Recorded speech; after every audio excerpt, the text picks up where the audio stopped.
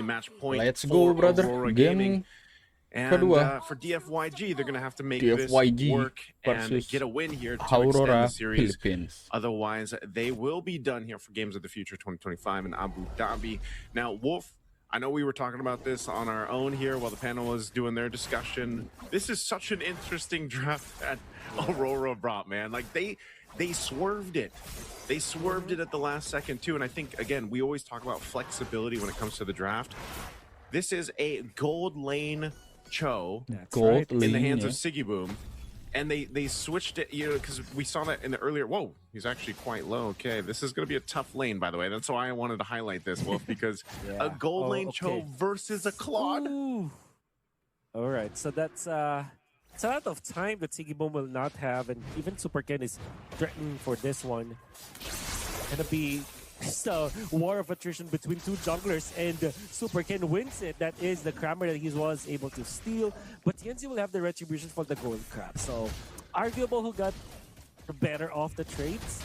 Pagu will have to help Siggy Boom up top so that they will not be gapped that badly. Long actually misses on the Arthur Thievery out there, so that's it's gonna be the end of that clash. But we're talking about the Cho, man.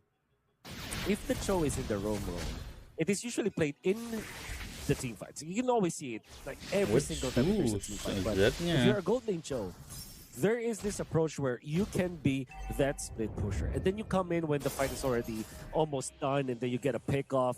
You look for perhaps the Claude or maybe the Fanny, and in the macro battle, you are the hero that can actually chase the Fanny around because of how easily it is for you to get to the fight. So I think that's a general idea why I pick up the Claude. Now Zed is the Guinevere that is actually being played as the roamer here for DFYG. Yeah, it's really interesting, again, how some of the drafts, you know, you might see some similar heroes, but again, the ones that are flexible, that you can kind of interchange throughout the roles are what teams like to go for, especially in these more of like these high stakes, you know, these high stakes matches where you are facing a match point for specifically for DFYG. And, you know, the Guinevere roam can work. We've seen it work many times. We've seen it in the jungle. We've seen it in the roam. And for this most part, again, this was a first pick priority Fanny for SUPERKENN. They grabbed it right away. And so even then, you're leaning into that comfort for SUPERKENN, but it's also risky. It can be risky. It doesn't matter who you are as a Fanny player. You know it's going to be a risk for the team to make it work. And there's a certain type of execution that comes with that. If you fall behind, if you get an advantage throughout the course of this game, that then the rest of the team has to do. But I would say for the most part, this is all still very comfort also around the board. E1 once again on the Eve. And then, you know, we've seen Zed play this Guinevere in the roam before, Vel as well with a Lapu Lapu, who's a mainstay in the XP lane. So there's a lot of great opportunity here for DFYG to make this work. And the fact that that first turtle basically went uncontested and it wasn't fought for is fine, because again, for this whole lineup to work for DFYG, if they can get pickoffs around the Guinevere early on, great. If not, as Lung gets kicked there, if Lung will be online eventually.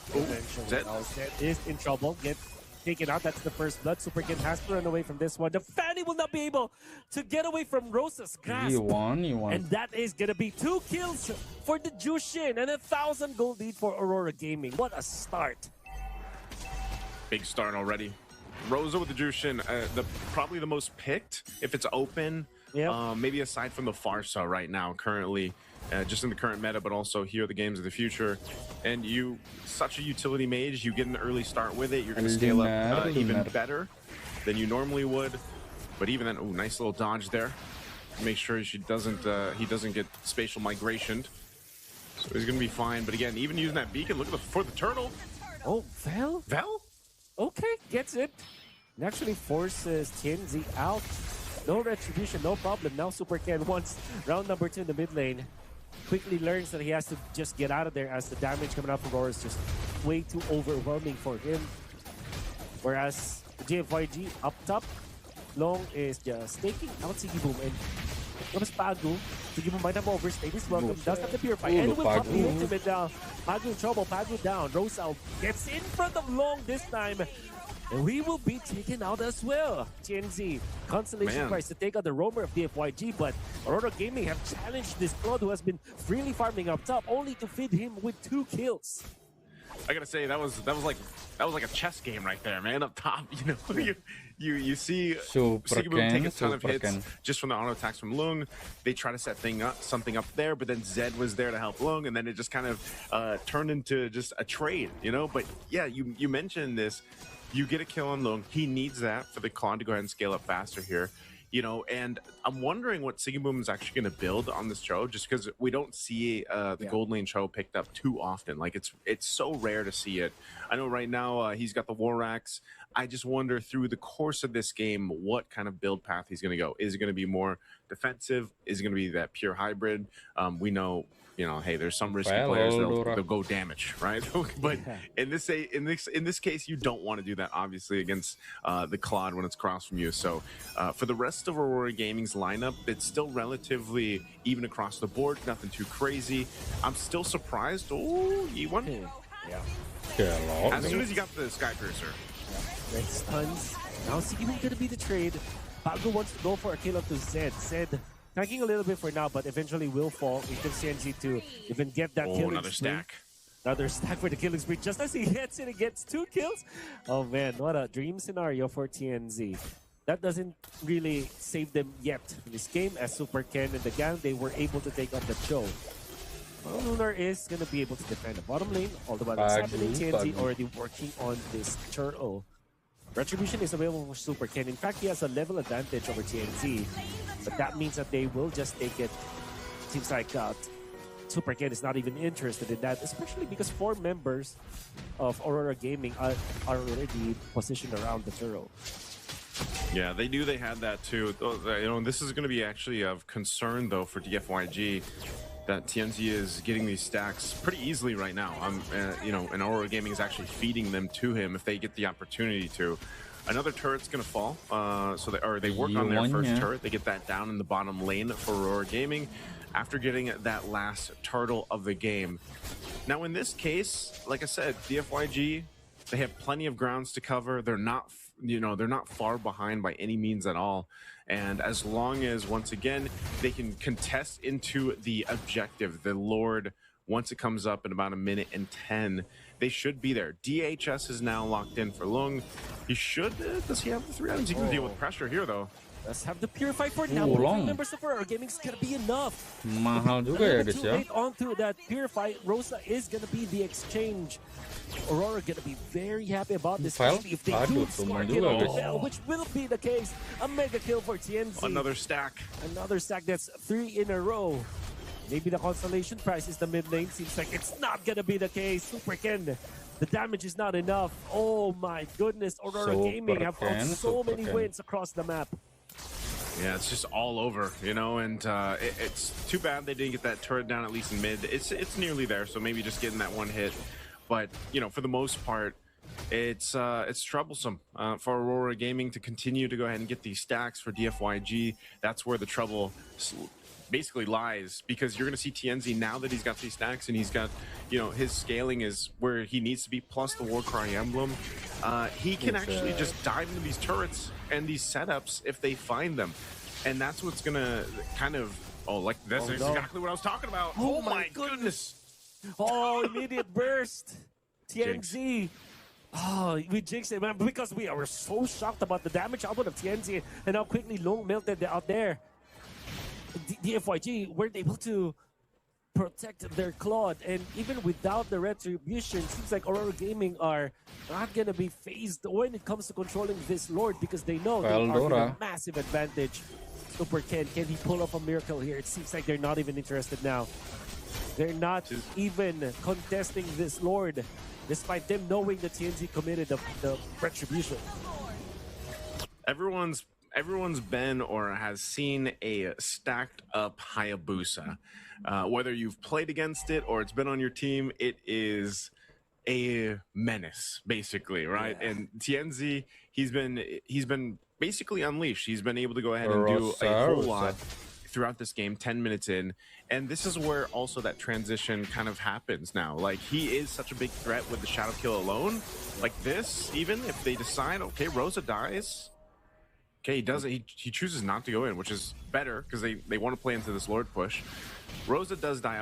That's what I was going to say, though. I was waiting for to see SUPERKENN get value out of this FANNY pick. I know for the majority, because of the nature of this game, he's been kind of forced to just stay in these off lanes and push. Oh. Okay, Purify committed. Nullifying the real-world manipulation from DFYG. Seaboom down bot. Seaboom will just, I think that he has reached that status where all he needs to do is to just split the map with his Cho. It's going to be difficult for DFYG to deal with his Cho. In fact, they will go for the heads up play. They will for SUPERKENN. SUPERKENN is down. Another kill. Oh my god. This is not dangerous, Grass, but with that play coming up from Seaboom, you might as well be traumatized from that. Now Zen will have to pop his flicker, but it's not going to be enough. Another one. Okay, yeah. TNZ with a godlike streak, 7-0 and 2 Bell. In the middle of 5 members of AURORA Gaming will be getting out. Fortunately for himself, there are no minions left in the mid lane. But AURORA Gaming, they're pressing the attack now. They want to get this purple buff. Get it. Bell wants to go for the exchange, but the kick from Seaboom and the pushback from Baku, they're avoiding Bell. Oh my goodness, AURORA Gaming are kiting. This Lapu-Lapu, this is so difficult to deal with if you're DFYG. Man.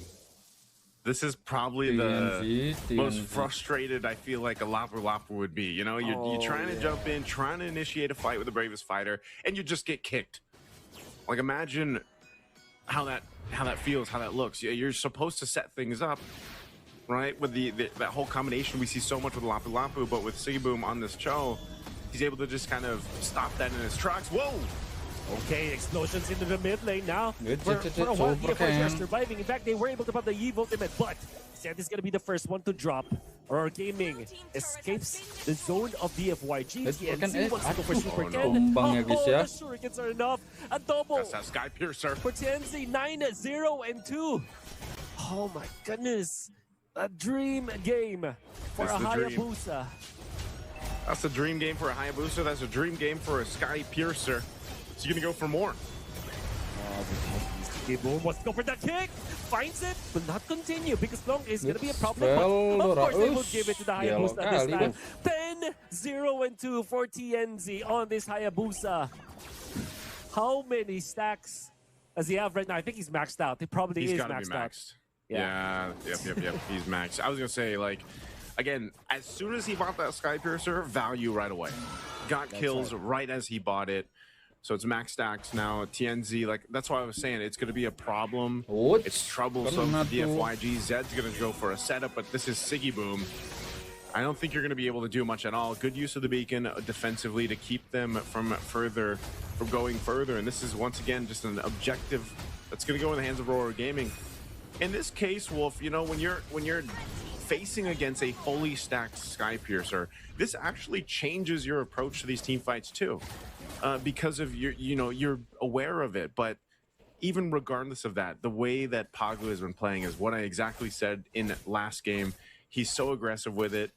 You know, him and Lunar. Lunar is more so, you know, playing a standard Esmeralda game for the most part. It's pretty difficult to kill an Esmeralda, but Pagu is making those plays, cutting them off in between turrets, utilizing the fist crack combination, fist break combination with that flicker if he has to. It's almost up again. So potentially he's going to force a fight and make DFYG actually respond to this as the Lord slowly makes its way down the bottom. They're trying to hold on to this mid turret. You got some waves being cut up by SUPERKENN up top. So he's done what he can to delay this a little bit more, see if they can stay in the game here. Over that 14-minute mark, they'll try to clear out this Lord. We'll see what they do. SUPERKENN still cutting those waves.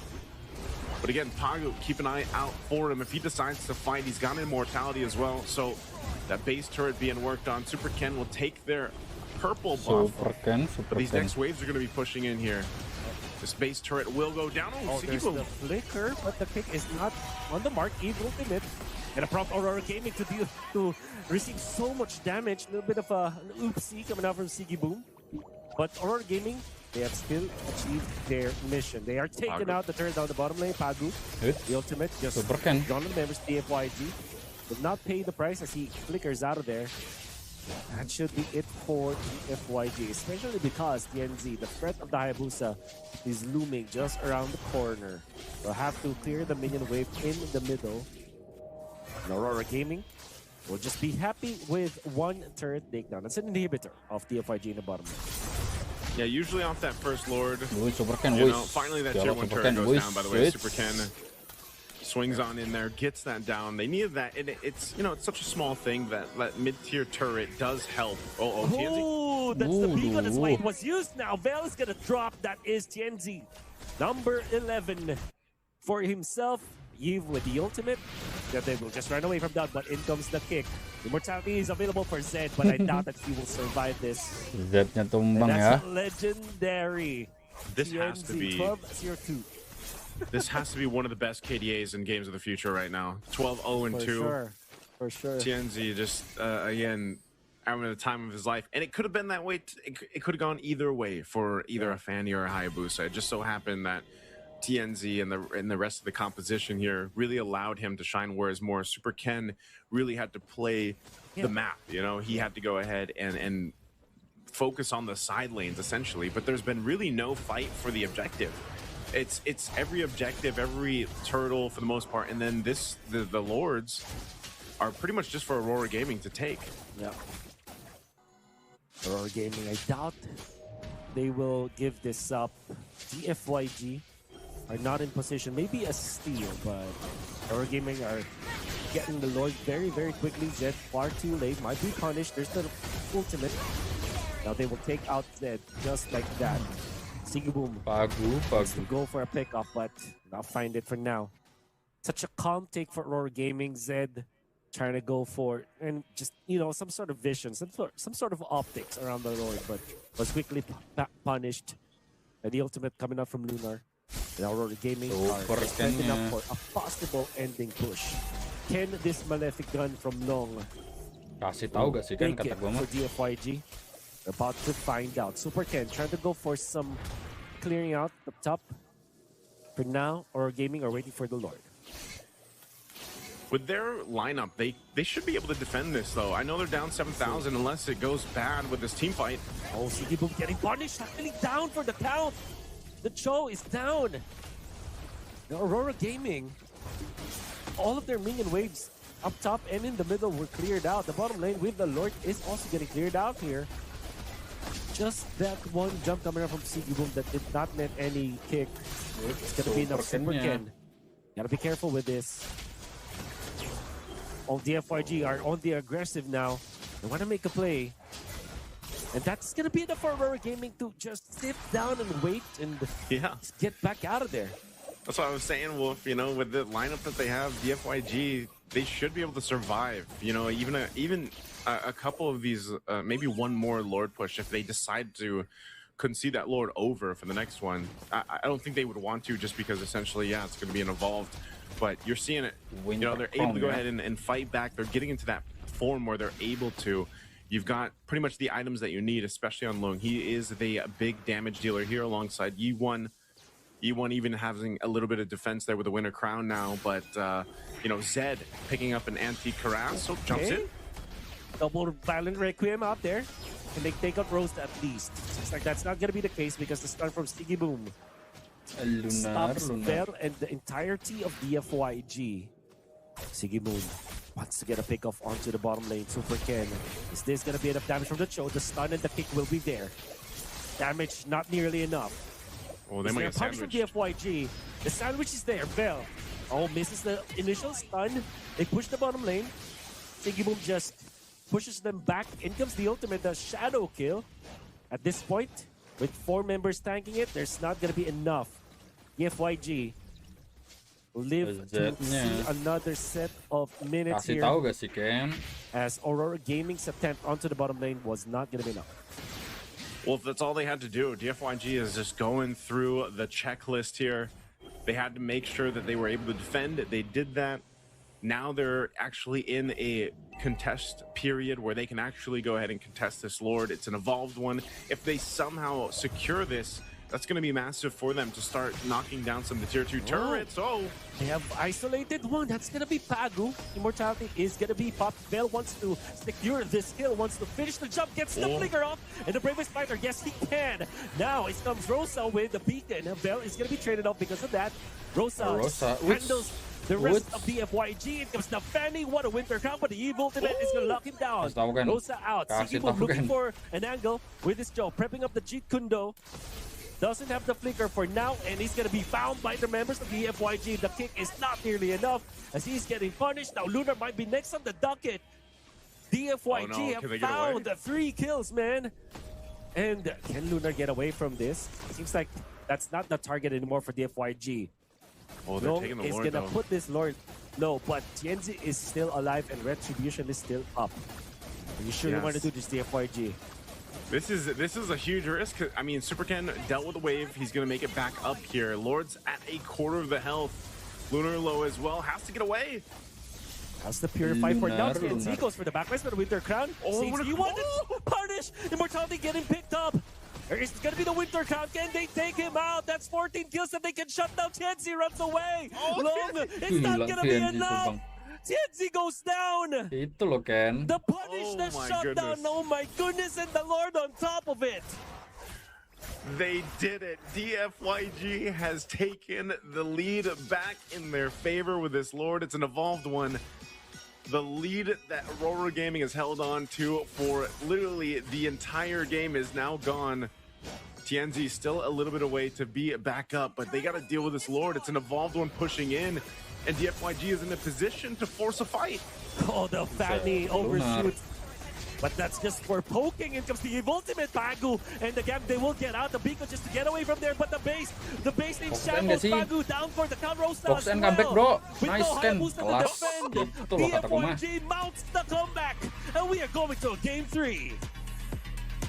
DFYG has to be happy about that. Again, facing a full stack.